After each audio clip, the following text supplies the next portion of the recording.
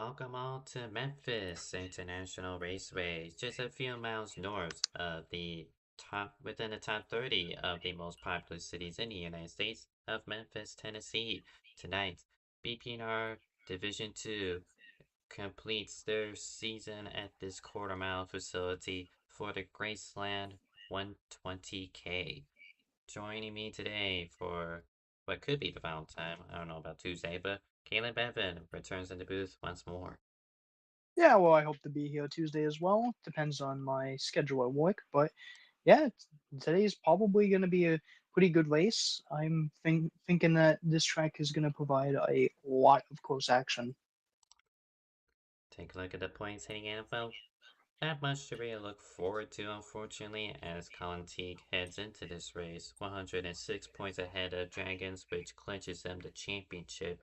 We'll get into the more specific nitty-gritty of the season a little bit, but Dragons also solidifies second, so the real question is who gets third. Mattis Bells and Brandon Carter, neither of them are here, but McGarry's and Thomas Johnson are, so that's the only thing to look forward to. Rookie of the Year points, also not much to look forward to as Dragons has solidified that title. But there is team points to look at. 43 points separates Team the Baby. No, I'm not kidding. Made up of Colin Teague and Landon Lyle. Well, it is Armstrong Racing International in the hot seat to potentially steal away the D2 Teams Championship.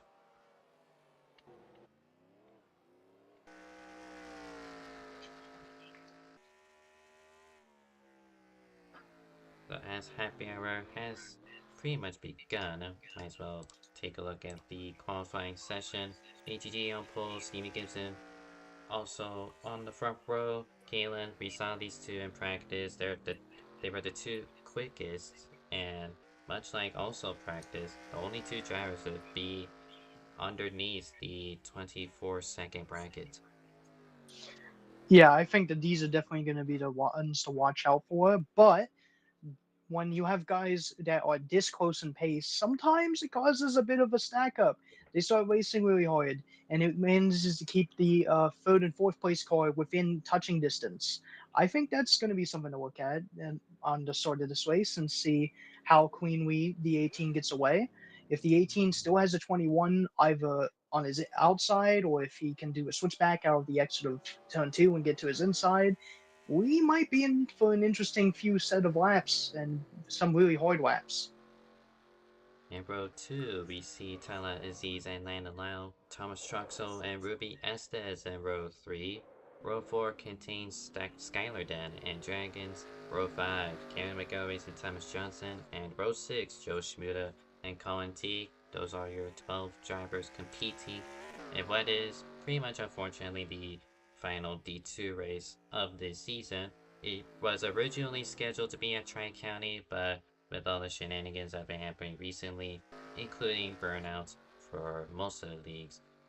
While it is listed as round 11 of the D2 calendar, this is ultimately the championship race. Yeah, I mean, it's a shame that that ended up happening, but again, burnout is a huge thing, and they obviously want to have a very better product for next season, so they just want to have time to breathe and to kind of reevaluate what they can do better. And yeah, D2 has pretty much been the test bed this season. Well, I saw majority of a lot of different experiments, including these CTS races at not not the big tracks necessarily, but although Michigan was indeed one of them, but these smaller tracks, especially using properties of what used to be CSCA, including tonight's Memphis model with the setup and all that, we're on CTS physics. So, Kaylin, to your point, as you mentioned to me, uh, during practice, what do you expect for a handling standpoint? Well, personally, what I ended up facing when I did a few test laps around here, I started feeling a bit of an oversteery sense in the beginning part of the run. 10 to 15 laps into it, though, the car ends up stabilizing. It gets a lot of grip and it feels nice. But just like that, about 20 to 30 laps into a run, your grip is still there, but the speed is just gone. You're about half a second off. Now, the fuel tanks, they can last 60 laps. So that means we're going to potentially see lap time fall a second slower.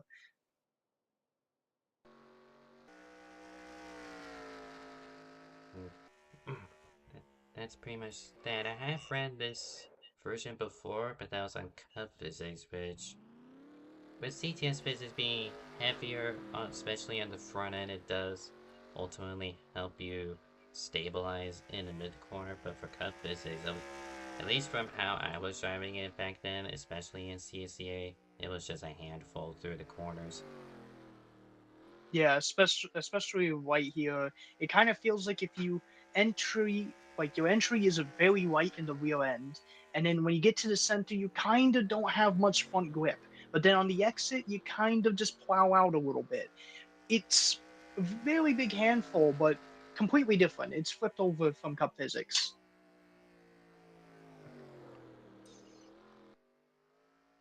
So we're watching Troxel right now, who is technically the defending uh, winner in Division 2, one last time out at Heartland Park. So that's technically two races in a row now where it used to be defunct in terms of the tracks we're going to, but the IHRA has also revitalized Memphis. They're currently going through redevelopment of this facility, and a couple events are scheduled towards the autumn, so should be good racing over there. But as for tonight, this is more of an older model, like 2000, late 2000s, I want to say, but still old surface and it's dialogue grip out there, so these drivers really gotta watch out. Yeah, this is something that I've been really liking seeing come into the NR community is the low grip racetracks. We've been seeing those come in again slowly, and it feels just as nice as it is to just actually watch the racing.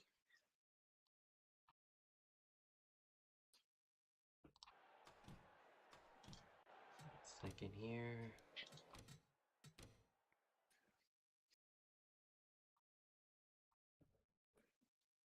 Alrighty, time to grid up here in BPNR for what should be the final time.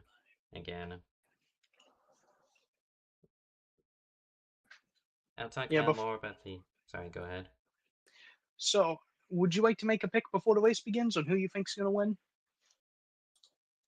I feel like if I had to recollect my thoughts about D2, I feel like Steven Gibson might actually win this one.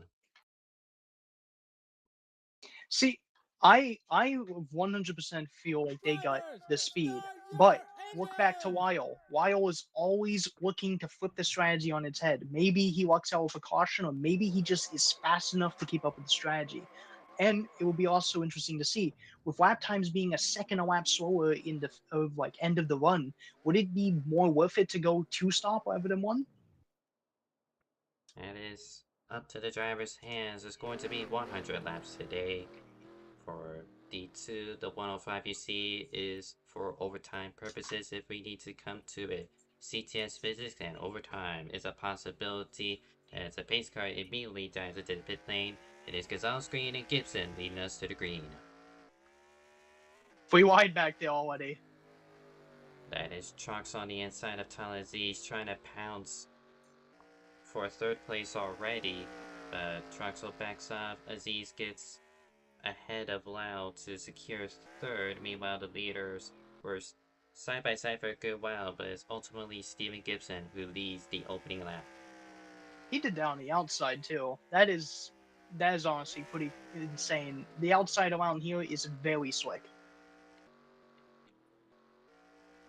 Well, that's Truxel warping in fifth place, just ahead of the battle for sixth. Ruby Estes slowly trying to recollect herself Oh, after being absent for a good while in NR, fighting against Skylar Den in the number 13. And Estes gets sixth place for that.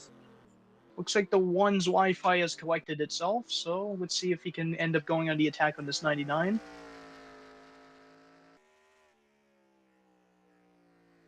The 18 and the 21 have already pulled away. They have a few tenth gap lead on Tall Izzy's.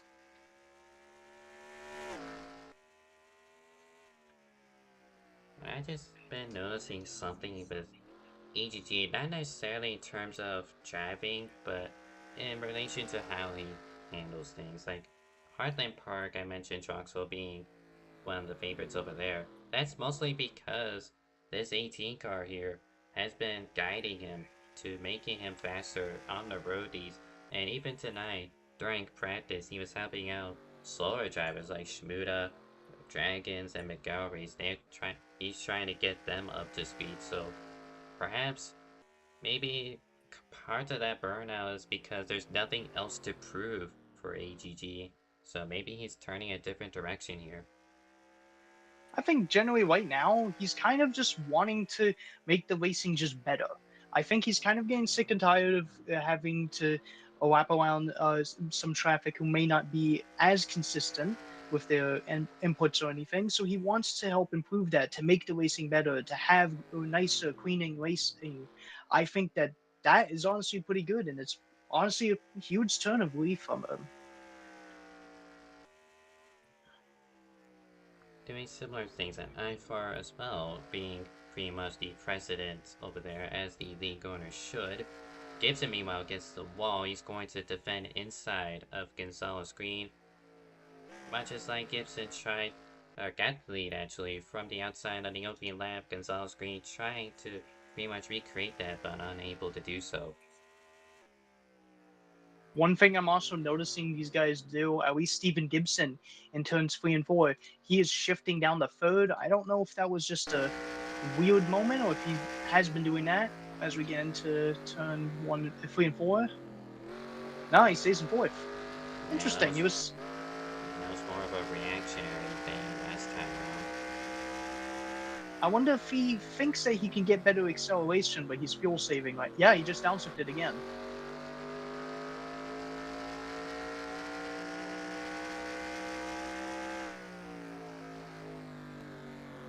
Now shifting does burn up quite a lot of fuel, at least in the times. Oh, he gets so wide.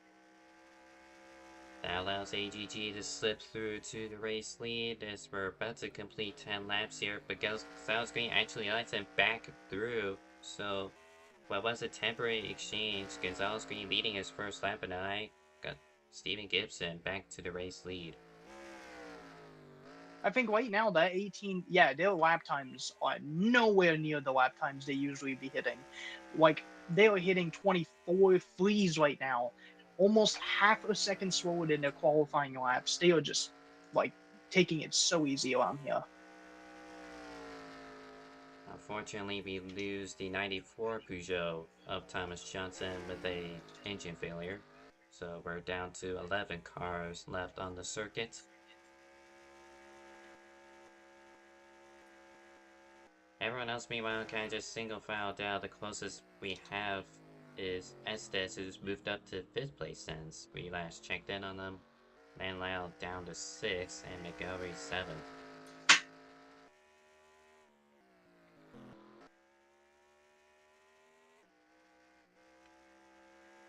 As the ribbon has fallen out.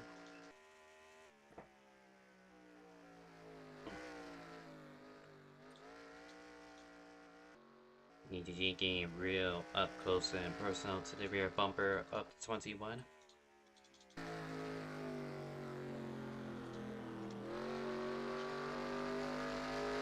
Yeah, these two have just pulled away. Tall Aziz is back there. He's a second off. And then you have Troxel. He's back there. He's he's almost 2 seconds off of the leaders. And then you have the 80. He's almost like 3 seconds off. It's a pretty big gap we have right now. I think that these two are definitely trying to keep it easy. They know they have a pace advantage, and they don't want to run each other over right now.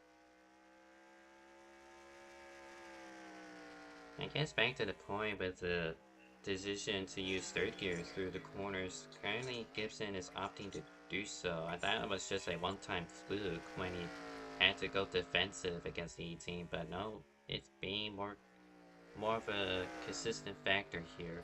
Interestingly, I do want to point this out.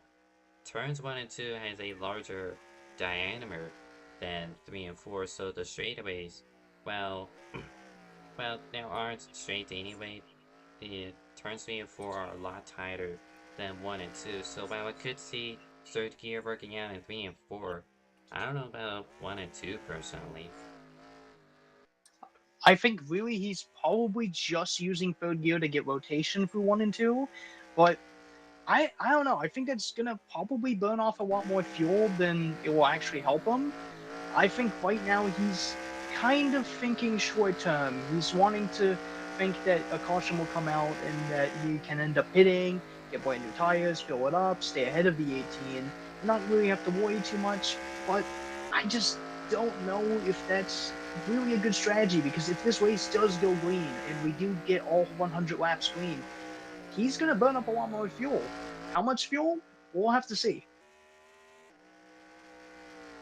Now, you did mention is the fuel window is 62 laps on a tank of gas here, so perhaps burning up more fuel could reduce weight, although NR experts could fact check me on whether less fuel will actually reduce weight or not, but regardless, I feel like even if you split it down evenly, it wouldn't matter too much in terms of how much fuel you got. It may cost you during overtime if you get too greedy with it, but that's just my take on it. I don't know. I think there's been tracks where I've seen shifting cost you almost up to 20 laps of fuel. It can be insane, the shifting issues. I've had races where I was able to make it off of a one-stop strategy, while others had to make it two to even a three-stop strategy because of shifting. About to complete 20 laps out the scheduled 100 in Memphis. It is Steven Gibson narrowly leading over Alexander Gonzalez Green. Then it is good amount of distance between him and Thomas Aziz running third place. Then Thomas Troxel P4, Ruby Estes P5, Lan Lao in 6th, Skylar Den P7, Colin Teague, your champion P8, and Dragons Oh, P9 with Joe Schmuda 10th. Cameron McElreath retired. That's our second retirement of the day. Yes, sir. I was about to point that out.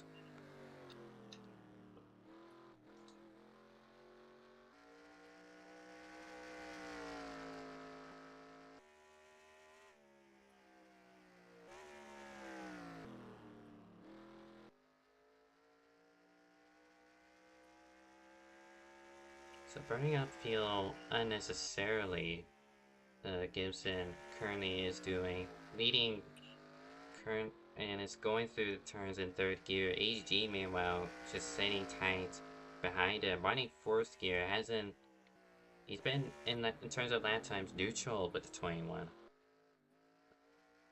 Yeah, I think that 18 kind of realized that it's probably just worth it to save these tires, because if he can protect these tires, he can maybe think about going a bit longer, sacrifice a bit of time on the beginning part of his stint, but then have much lesser tires and be able to chase down that 21 towards the end. He mentioned by this, at least by this point in the stint, is the setup and the handling should equalize. So we'll see how that transpires as Gibson once again smacks the wall off of turn 4. But AGG currently holds firm in second place. I've been noticing that 18 keeps running a lane higher than that 21. Perhaps it's trying to get a better run off the corner or to avoid accidentally punting in mid-corner, whatever the case may be, or just trying to stay out of the dirty air as Gibson slides up in front of him.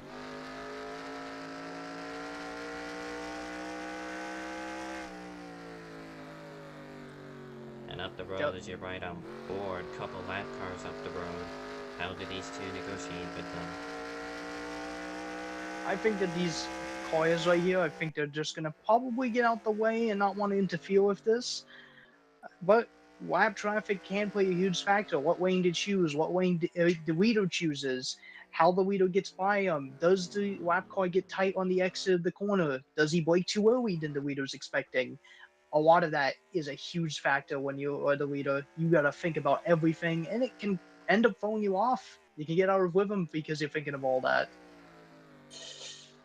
Right now, there's two cars up the road. Oh, tap for the lead, but mm, nothing EGG is scared of. And Gibson able to quickly keep the car under control, but he opens up the inside. 2, 3, and 4 smacks the Oh, wall.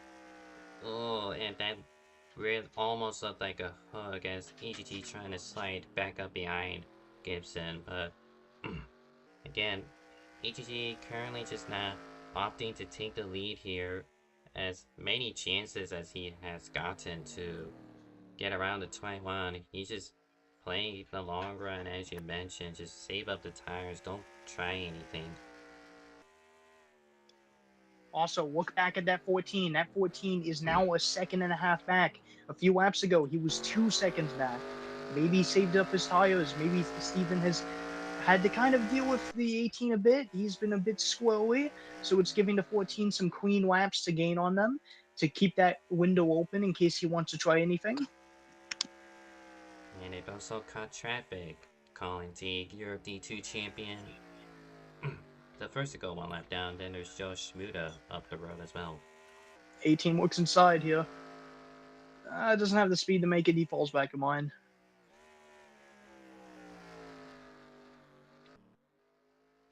Another shove. Oh, it's the 510 ended up hitting the wall on exit there.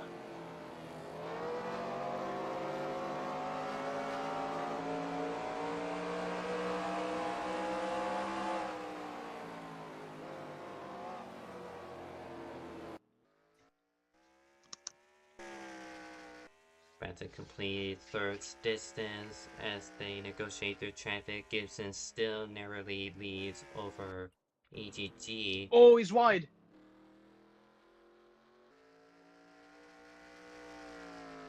21 gets a better runoff, maintains it. Talaziz has cut this queue.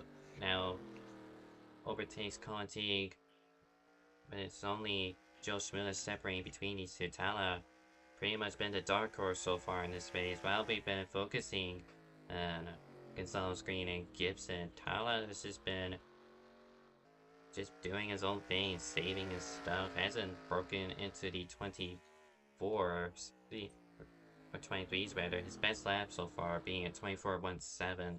Much of that time as he nearly gets hit on exit, and he is indeed going to tap the 50 around, but quickly saves it.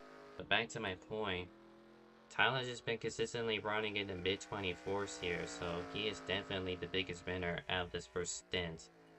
Yeah, but that contact with the 50 car is going to cost him a lot of time, I think. He put that gap down to 1.26. Let's see now.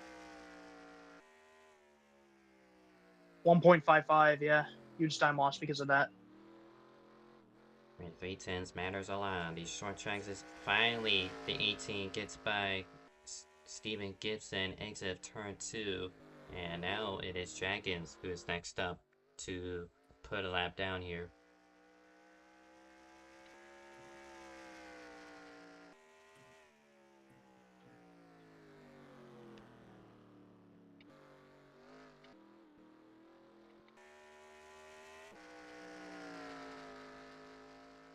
Yeah, I feel like that 20. Oh, the 21's pitting. Interesting. So he's gonna try a two-stop. He backs it down to what should be 45 miles per hour on this pit lane. So 21, after losing the lead, is the first to bite. I think that's a good strategy from him. I mean, like, he kind of realized maybe I'm not as fast as that 18. All right, I'm here for a win. What am I going to do? Am I going to follow the 18 and finish second? Or am I going to try something different? Maybe it'll work. Maybe I'll end up ending my race pretty early because of not a great strategy call. Who knows? I think that this is the right call if you want to win. We'll check it back for the battle for third now. It is Ruby SS car number 80 up against Landon Lau. He's been the 99 consistently faster than the 80, just been saving his tires. The Ruby SS trying to refamiliarize herself with NR2003 online. She's currently doing her best right now at defense, holding up the 99, but I've seen a couple swings around the outside and nearly taps her around the inside, but so far, Estes doing a really good job holding on to this third place.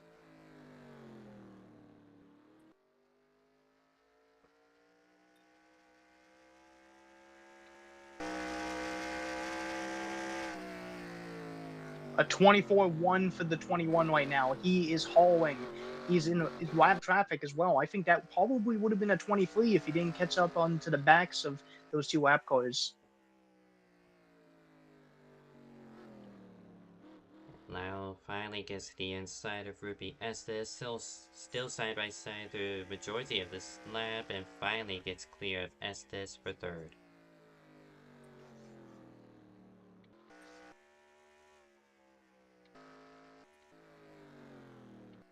And with Tala, despite the saving he did, at least this lap, still losing time to AGG. I think AGG was definitely saving his stuff a lot better than that 21 was. The 14, at least a tenth off to number 18. As here's Gibson now clawing through what was the battle for third. Just set his fastest lap of the race and just also the fastest lap overall. Yeah, almost a second faster than Norway Sweeter right there.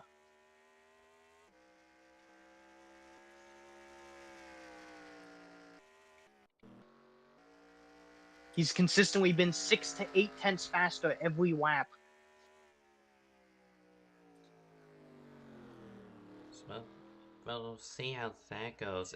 But I feel like also there's a possibility that Gibson doesn't opt for the second pit stop. He's just gonna take the L here and pit what was 10 laps ago now, and hopefully has enough distance to where no one will be able to catch a 21 come the checker flag.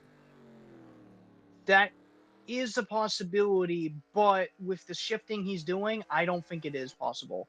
I think he's gonna need to have saved fuel from the very beginning of the stint. Right now, he's just going for hot lap after hot lap. I think he's gonna definitely have to pit a second time because 62 laps of fuel, but that's not including for the shifting, not including for the fact that we might have an overtime. I think that this genuinely is going to be a two-stop strategy. I don't see it being anything else.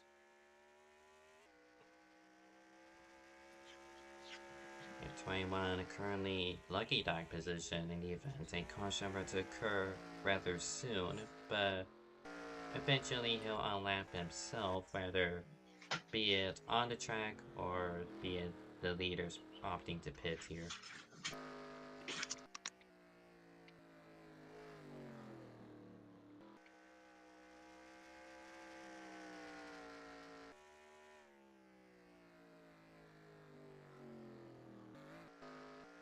We're nearing halfway, and Memphis BPNR Division Number 2, Alexander Gonzalez Green, your race leader.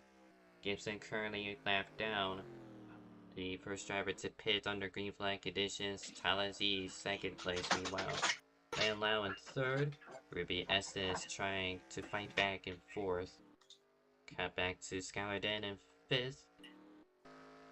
Sixth place is Troxo, who is the Oh, next car 21 ready to we get. went for a spin. Take a quick look back at that one as I was running through the running order. Yeah, he's riding third gear and the exit 2 just throttles up. It's really easy to do that, especially when you've been pushing, abusing the rear tires, trying to get the slip angle to help you on exit. And while he didn't spin, that's going to cost him precious rubber. And also 2 seconds. This is a game of tense right here, and he lost 20 of them because of that spin. And just at the halfway point, Gonzalez Green opts for the pit lane. And speaking of halfway, this is where stage points are handed out. There is not a caution for this stage, but championship points are handed out to one way or another, because majority of them, for D1 drivers, they don't score drivers points, but can still opt for the team's points. Talaziz, your stage winner, Ruby S is second, just gotten by Lana Lau. AGG on pit lane takes 4th and Skylar in 5th. Those are your top 5 who receive points. Now, something I always been talking to Tawa recently, he's been opting to do the overcut. He thinks that the overcut is better as he's entering the pit lane. He thinks that the overcut's better, gives you a few laps fresher tires than the leader, and especially if you were saving and breaking even, maybe that's going to give you an advantage. Maybe it'll give you half a tenth to a tenth. Really depends on the track. For Tyler's case, he opts to pit 2 laps later than Gonzalez Green.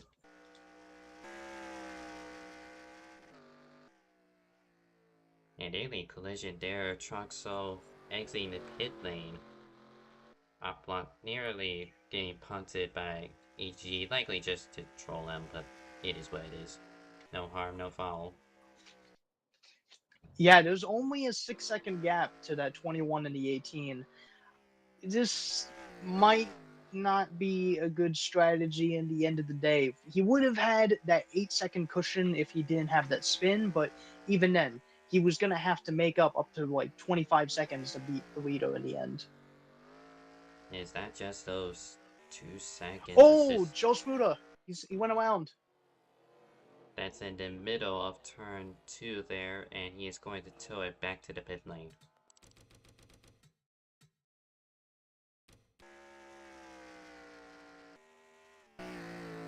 Quick on board. Just loses it at turn 1 entry. I mentioned he was one of the drivers who was struggling during practice, just trying to keep the car underneath him, and unfortunately he loops around. No caution.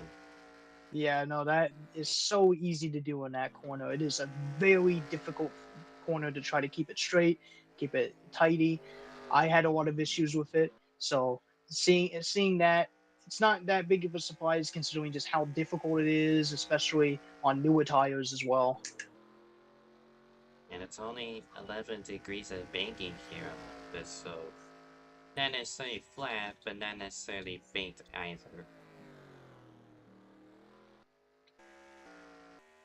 I believe by now the pit cycle has concluded. It is Steven Gibson, your race leader, as that is Colin Teague. As I was looking back towards second, he goes around at turn 1. Second driver to spin out there. Quick 360, and he's back on his way. Again, about 10 to 15 laps into this run, those tires are not happy in those corners. You're going to have your rear end step out on you. You're going to feel it. You're going to get a little scared through it. I know I did, getting a little scared about the rear end kicking out. And sometimes if you get out of that grip lane and into the next grip lane, it just spins your car around and you don't even have a chance to react.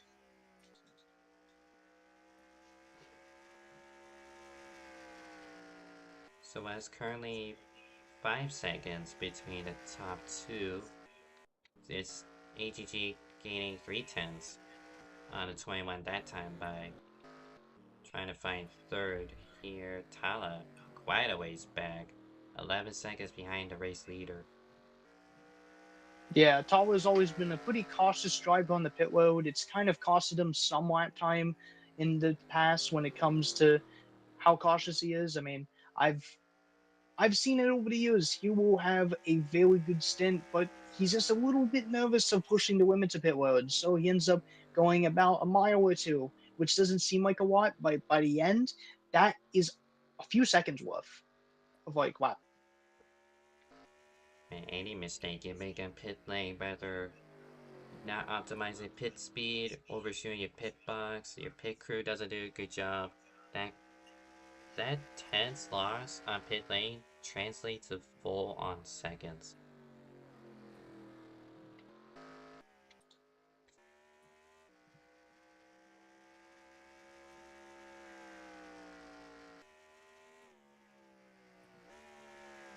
(24.5) versus a 24.1, so ATG still gaining. Again, Gibson pitted roughly 15 laps prior, but with that spin, that ultimately I want to roughly translate that to 20 laps older tires than 18 has. 21 also got into the wall on the exit of 4. Allows Scour down to the inside, and he'll put himself back on the lead lap. Yeah, this 21 did definitely try a different strategy to see how that would work out. Unless he can gain a lot of time, I don't see it working out too well. At best, banking for a yellow. We saw a couple spins, but neither of them really needed a caution. I kind of point this out uh, at USA when Division 1 went over there. It just Gibson hasn't really been hitting his stride in terms of strategy. I know that you have to try something different, especially when you got competitors like Gonzalez Green on your team, but this is just Hail Marys after another, and ultimately this doesn't work out for the 21, unfortunately. Yeah, maybe he proves us wrong, but as he's sliding through turns 3 and 4, it just you just gotta realize he's gotta hit. He's gotta lose all of that time. He's gotta come back out. He's gotta make that all up in like what 30 laps. No, unless he's making up a second a lap, it's not likely. Yeah, it's a short track for crying out loud. You're going to be guaranteed one lap loss in, on the pit lane, so it is just not a good strategy call for a 21 as we are completing 2/3 distance out of these scheduled 100 laps here. 21 missed the bottom. He's having a lot of issues on those tires right now.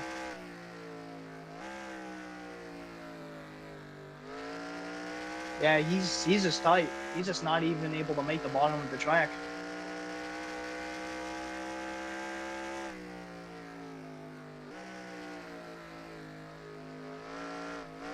Makes it there at least.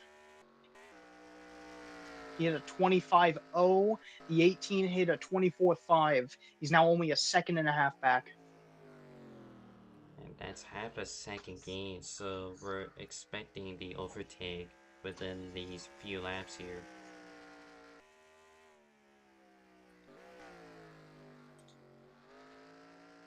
Oh Down, man, down to 1 second.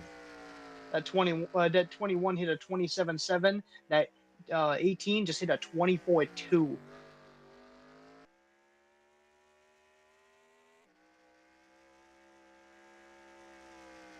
21 in the wall again.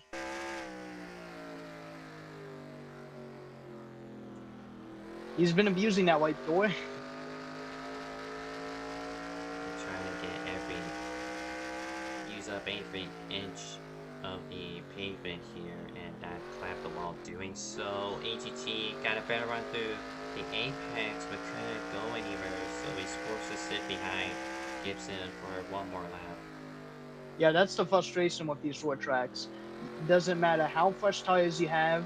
It's like when you catch up to the back of the next car up, you kind of equalize a little bit as the 21's going for a pit stop. This will indeed be a two-stop call, so that's the winning strategy out the window. Gonzalez Green back to the lead. With that overtake, Talaziz will be promoted up to second. And there's actually a battle for what is now third place. Lan Lao again up against Ruby Estes, kind of similar to what we have already seen. Estes having to play defense against the 99. And the 18 has just lapped the 21. 21's now just out of the pits.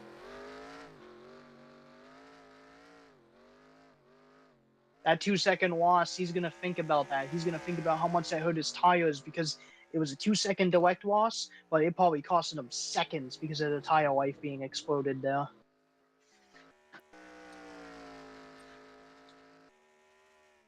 And you just gotta really think about how much of an uphill climb. Oh, that's someone up there. That's Josh Schmidt, but back to my point. Gibson's gotta re-overtake the 18, which, depending on how much he's been gaining, he could unlap himself, but then you gotta overtake him again, which is just insurmountable.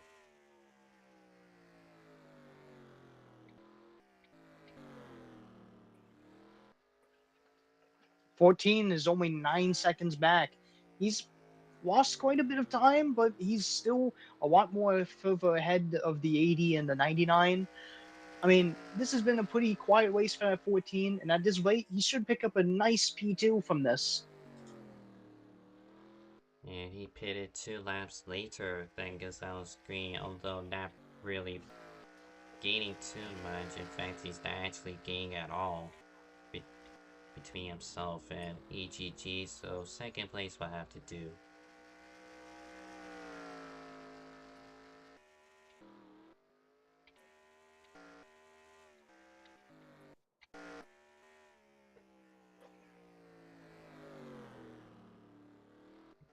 Three-quarters complete around the three-quarter mile.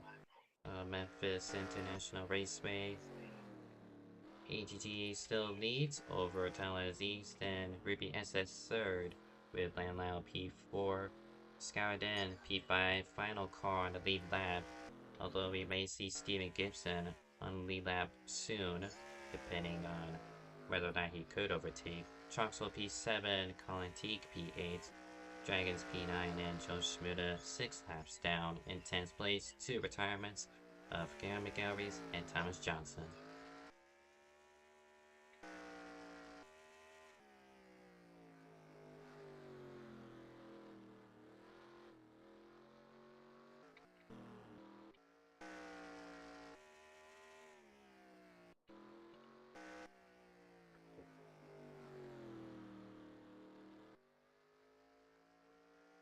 With 13 Scourden just now gained laps, so that puts 4 cars on the lead lap. The 13 actually giving the 18 a shove here down this curved front straightaway, but doesn't wreck them.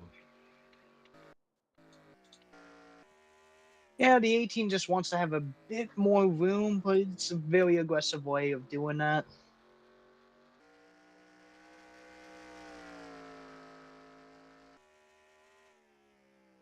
Like you alluded to Talha, it's just the conversations you two have been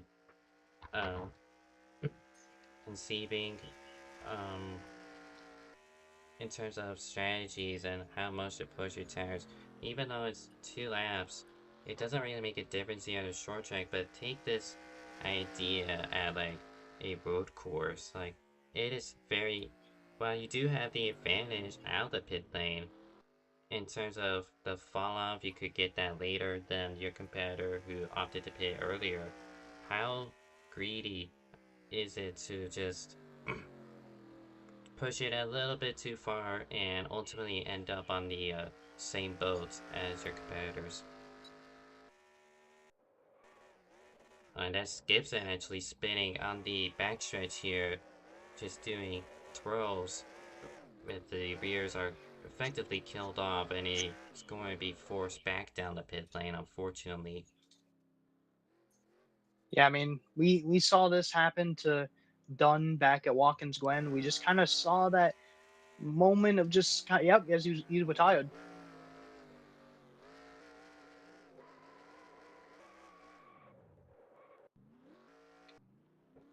But And that's just signifying that like he's just kind of given up a little bit.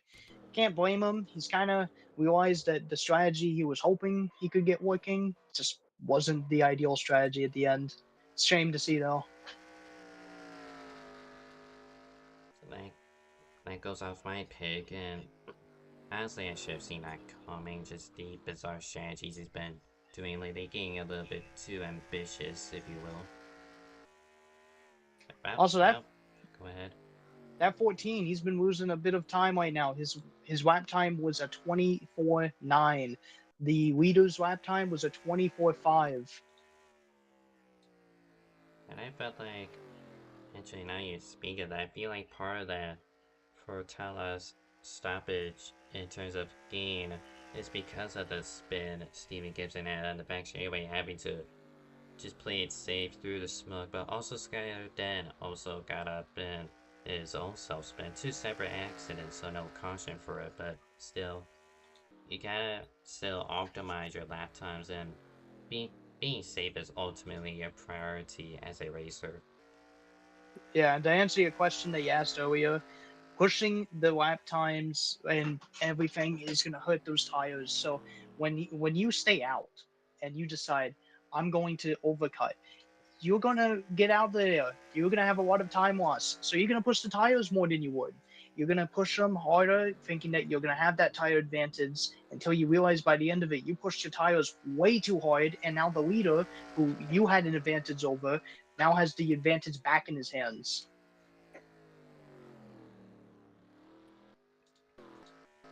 And I've also done that a lot where you stay out just too long and you lose too much time.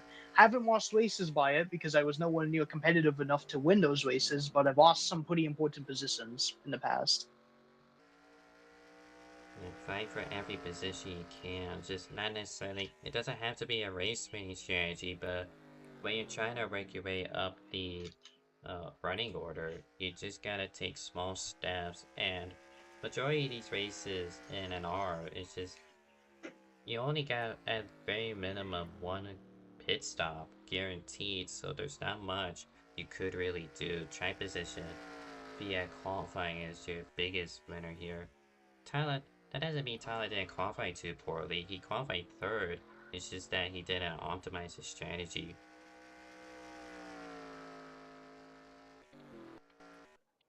Yeah, I mean, I think his strategy, there was nothing wrong with it. It's just that when you got the 18 and the 21 ahead of you, if like everything goes right, those two are definitely usually going to be the ones who finish ahead of you. They're, in my opinion, top of the class in this race. They're really fast.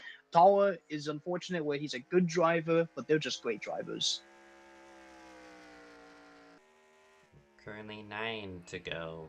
The scheduled 100 laps here. Overtime is still possible. We check back in for third.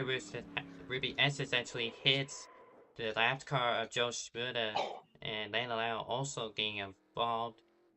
Unsure if that will be a caution. It Caution. was. There it Caution has is. been thrown.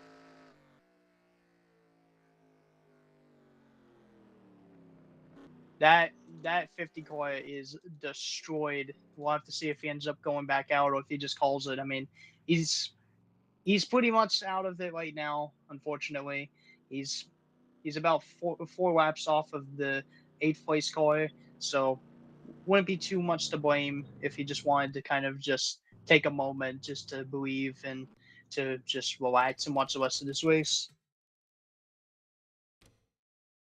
That sets up a greatly shootout.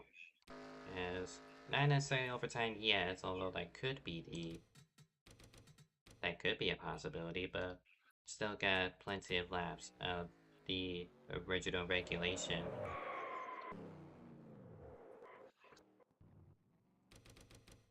I mean, this has now put the race back into the hands of Taller Aziz, Ruby Estes, Landon Lyle. How hard do they push? How many cautions do we get after this? Pits are now open. And just looking back at replay, Joe Schmiller really slowed up a lot more than the 80 expected. She was uh, having her hands full of Lau, just trying to get any kind of separation between herself and Lau, and unfortunately the 50 didn't do his job as lap car. While he may be slow, just taking it easy. He's 7 laps down right now, but just out there for fun. If you see a battle and you know you're not trying not to influence it in any kind of way, slamming on the brakes on the racing line is not the way to do it. Yeah, cars are heading down pit road. This should be AGG's lead to lose right here. I mean, there was 3 lap cars in between the 14 and the 18 right there.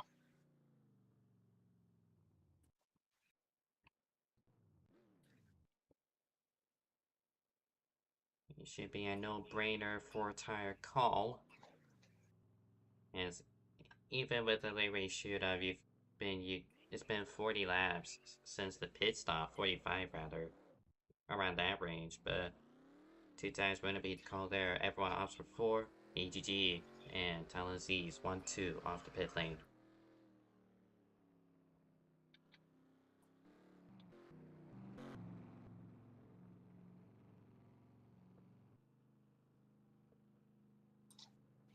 So if I'm correct, I believe it is Troxel who receives the lucky dog.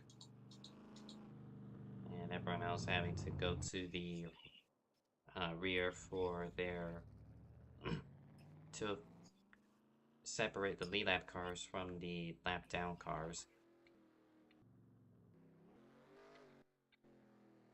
As we hit the choose cone, actually, this time it is at the start finish line as there isn't an orange box on this model. So it is what it is. EG has control of the field. He'll lead from the outside with Talaziz on his inside. Meanwhile, two lap cars actually make up row 2, that being Dragons and Colin Teague. Then back to the lap cars, it is Landon Lau versus Ruby Estes. It will be a 4-lap shootout here in close by to Memphis, Tennessee.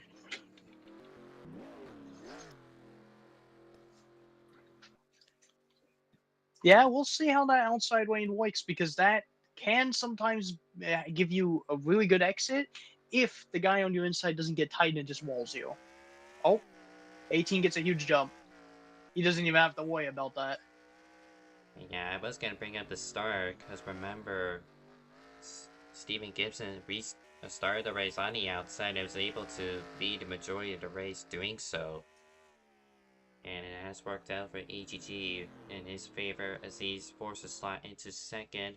Ruby Estes trying to negotiate through the traffic, that being only Colin T nearly gets turned, clearing herself in front of Troxel, who is back in the lead lap. So this 3-car gaggle here is for the final podium position. Yeah, Talwa right now he's sending it in, but that 18 he's just being really smooth. I still don't think he's shifting. And 2 to go. Yeah, right now the 18 is not shifting. That 14 he is shifting. He's trying to get everything he can. Clearly, the 18 feels more comfortable staying in fourth all the way around, and that 14 just has to do something different. Oh, he's back. Okay. Into the final lap, final 3/4 of a mile to cap off the D2 BPNR season. 14 just ones it heavy. And AGG's backing up. They just want to make this interesting. And forcing the child to Okay. the outside. Okay, dude. Okay.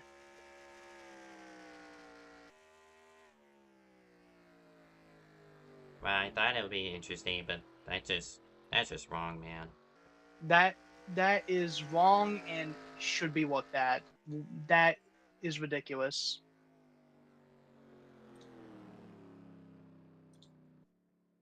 So because of that little scrap between the top two, it is actually going to be Ruby Estes who takes the checker flag and wins what I believe to be her second race since her return. As a Miki win that is. 18 said that a white front went down. Yeah.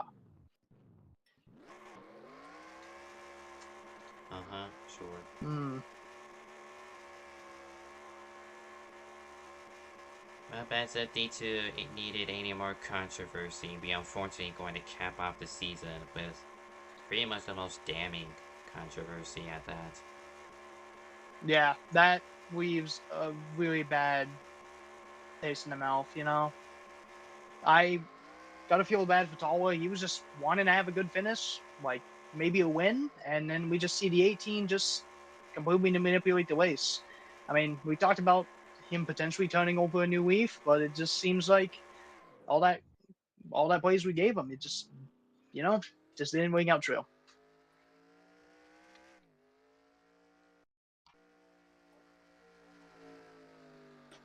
Oh boy.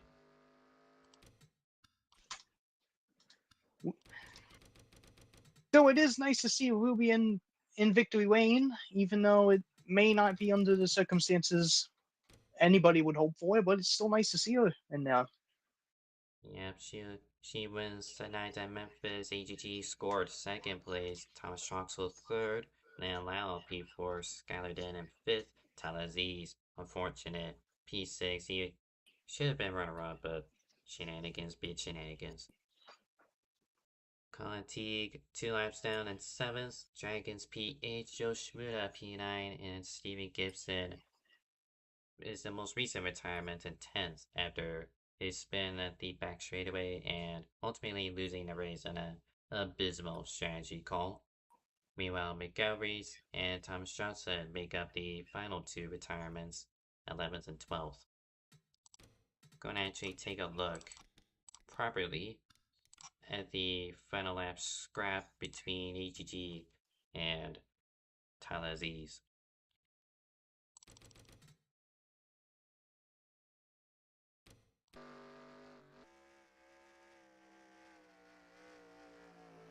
It's just down the backstretch, 18 were really slowing up, not even hitting 120, and just forces Tyler to the outside with thinking. I was thinking 18 was just gonna play defense on the very bottom, but just shoves Tyler up the track and probably a lot more than he should have. Ultimately, Ruby Estes was able to see victory lane. She had already fended off Troxel and Lanlau for what would have been third, and then the door swung wide open.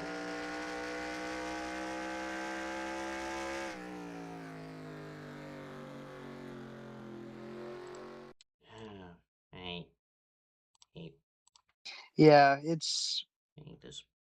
it's a pretty bullshit move. I think that should have a lot of consequences for that. That is just not right. That's not the spirit of racing. We're not coming here just to throw somebody into the wall just because we think it's funny. We're coming here just to race and have a good time. And you know, if somebody does get put in the wall, shit happens. But that isn't a case of shit happens. That is a case of just not giving a fuck.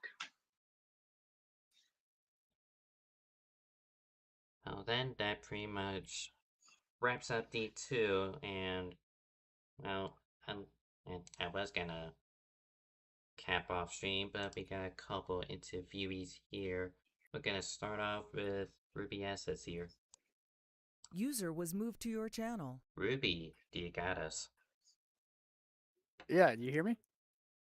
Loud and clear. Oh, yep, yep. Well, the door swung wide open for you, as damning as this Mickey Mouse win, I'll have to call it, unfortunately. But for you, throughout the race, you've been handling yourself pretty well amongst the top 3.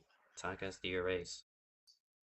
Yeah, it's been a while since I've ran in this series and in this sim to be general, but I felt like I needed to just like run slower and like save my tires a bit. Uh, really thankful for Alex to just like completely throw his race away there to like somehow let me through to win that. I was not expecting him to do that, but I'll take what we can get here. It's been a while, so I'll come back in with a win. That feels good. Yeah, you handled yourself pretty well out there. I saw your battle that you were having with Wild for the vast majority of that race. It was pretty impressive. I mean, like I've taken some time off the sim. I don't think I could have come back and done what you've been doing. And honestly, I think you've been doing pretty well out there so far. Yeah, for sure. It's fun to be back. I had some I took some time off. I just wasn't having fun with the game. Some stuff happened, but to come back in and just like be able to like compete well enough still, it feels good to know that I haven't really lost my touch. But we'll see here. We haven't done too many races yet. It could just revert back to where I just get wrecked out 2 laps in and have to do a recovery drive for the whole race. Well, you can always savor what you've accomplished so far in your return. Congratulations on your race win tonight. And Memphis, thank you for joining us. Yeah, for sure. I'll definitely be back. I think D2 the season just ended, so I came in at the wrong time, I guess. But hopefully I can catch in for next season. Hopefully, and we'll hope to see you back in victory lane again soon. Yeah, hope to be there. It's always fun to be in victory lane. User was moved out of your channel. Alright. And there's this guy. User was moved to your channel. Alexander Gonzalez Green. Do you got us? Yes, I do. let's just cut straight to the chase. What was that on the final lap? Like, actually.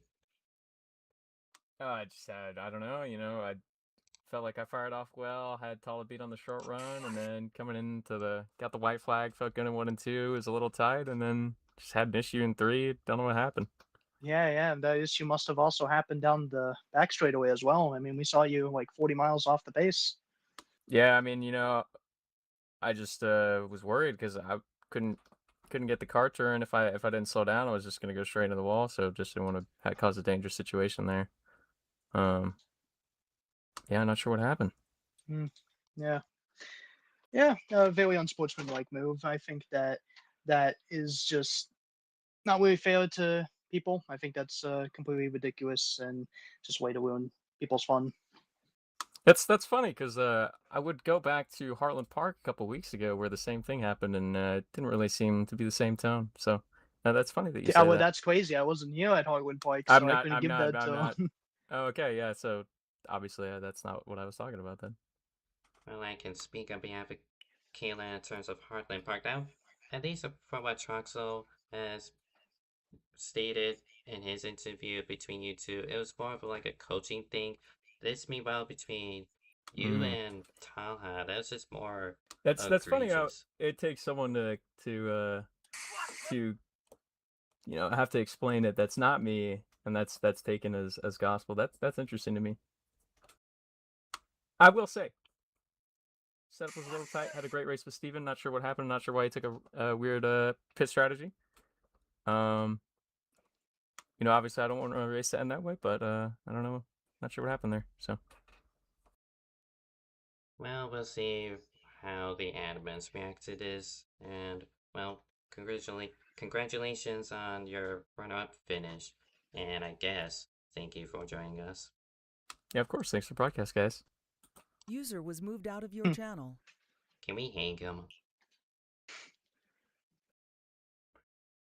Yeah, right Leo magically manages to lose you 40 miles an hour down the straightaway right before the corner. It's that's one hell of a white front down.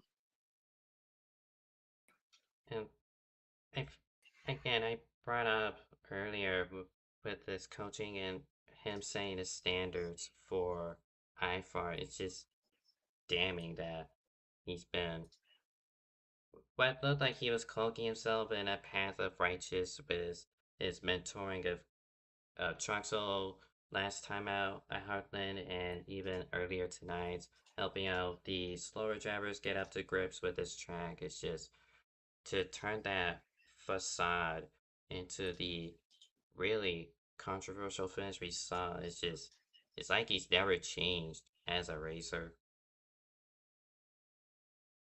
Yeah, I mean, to me personally, I think that that move like this should definitely result in some sort of punishment within the league itself.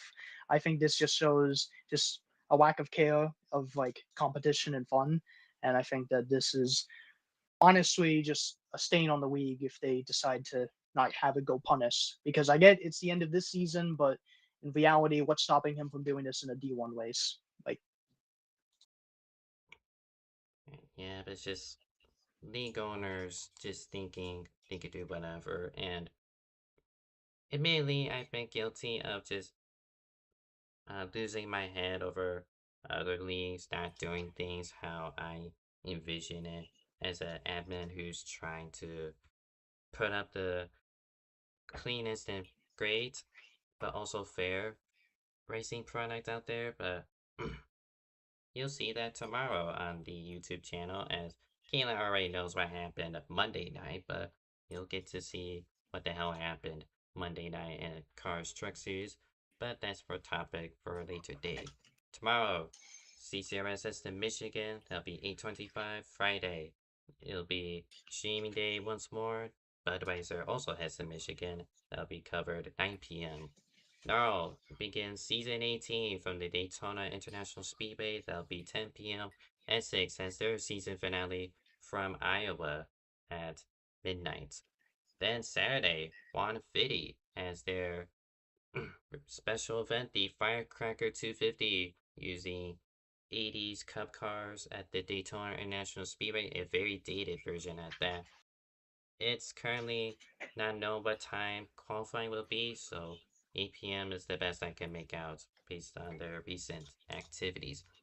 And as for D2, BPNR is probably gonna die again, and fairly so.